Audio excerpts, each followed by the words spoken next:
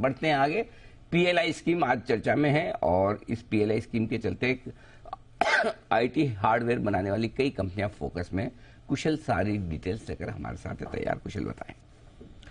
बिल्कुल सर, यहाँ पर आप देखिए मई में ये आईटी हार्डवेयर पीएलआई 2.0 स्कीम जो है मंजूर की गई थी कैबिनेट की तरफ से, और उसके बाद यहाँ पर जो 40 एप्लीकेशंस गए थे कंपनियों की तरफ से, 40 कंपनियों ने यहाँ पर अप्लाई किया था, उसमें से 27 कंपनियों को सरकार ने मंजूरी दे दी है ये पीएलआई इंसेंटिव स्कीम के परस्पेक्टिव से। तो 27 कंपनियों को जो अप्रूवल मिला है उसमें Dixon Tech, Syrma SGS technologies, Netweb technologies, Kaynes technology और आईटीआई जैसी कंपनियां शामिल हैं।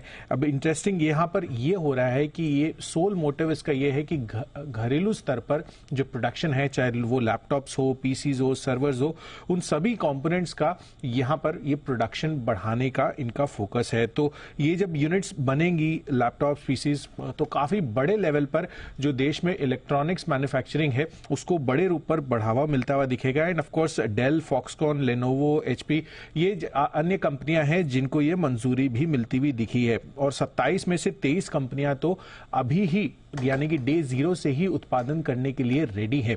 तो ये तो साफ तौर पर दिख रहा है कि देश में जो मैन्युफैक्चरिंग है इलेक्ट्रॉनिक्स की वो बड़े रूप में इस पीएलआई 2.0 स्कीम के तहत बढ़ने वाली है, जिससे काफी सारी कंपनियों को बड़े रूप में फायदा भी मिलेगा। इनफैक्ट नेटवेब टेक्नोलॉजीज की मैनेजमेंट ने ये कुछ इंटरव्यूज में कहा भी है कि स्कीम के जरिए कंपनी ज्यादा इनोवेशन और अपनी जो प्रोडक्ट पोर्टफोलियो है उसको और भी विस्तार कर पाएगी।